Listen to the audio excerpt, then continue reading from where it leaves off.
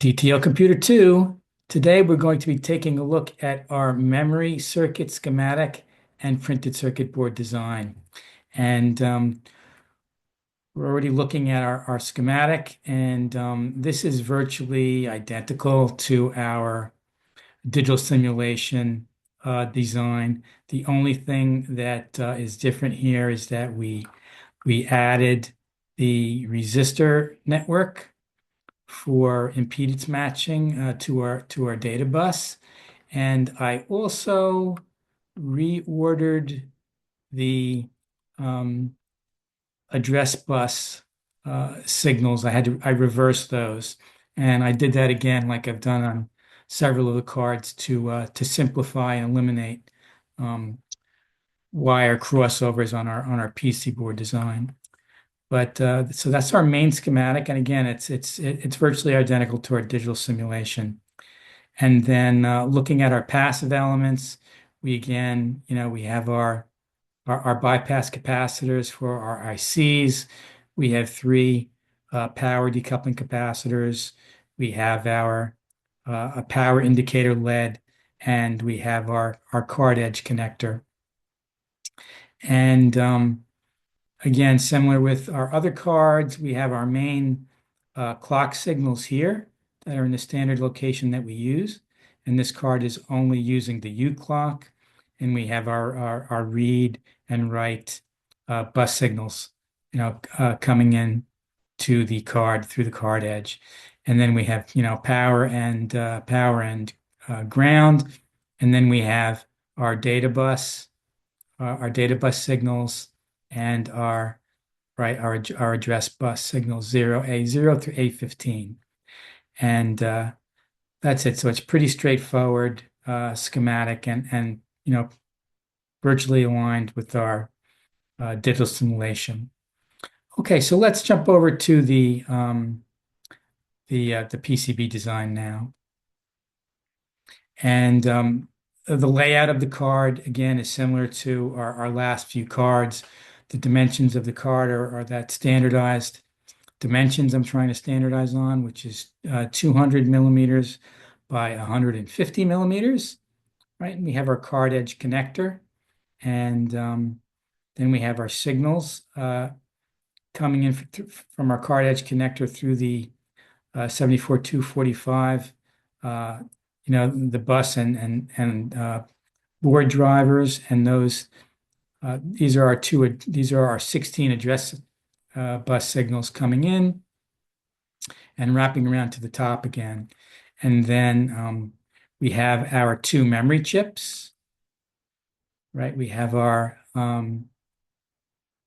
8K ROM chip here, and we have our 32K RAM chip here. And we can see that our bus line signals come down from the top into our two memory chips, and then we have the output signals from these chips, which are again connected to, well, these are input and output. Our data bus signals come together through the chips, and then they are brought down to our 245, which is our bus buffer chip, and then those signals are brought down through the 330 ohm impedance matching resistor network, and then back to the data bus. Okay, so and then we just have our combinatorial logic chips in the center.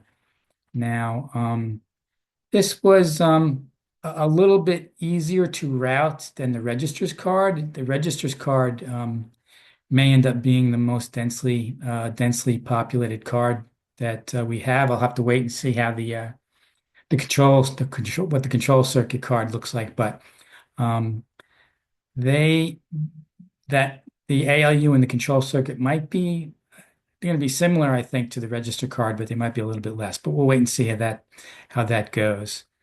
Okay, so that's our schematic. We can take a look at our 2D model of the board, and that looks pretty good. We have, the nice silk screening in there, identifying all the components. So that's our 2D design, our 3D model. Right, again, very similar to our other cards, our power indicator and chip layouts look pretty good. And then again, as usual, we want to look at the card edge connector and just make sure that there's a little bit of a gap down here. A little bit of a gap.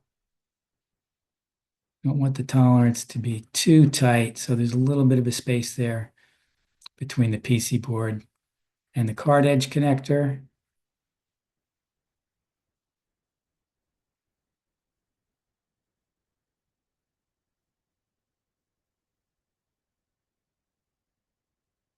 Also, we can take a look at the drill holes. They look good. Okay. That's our PC board design.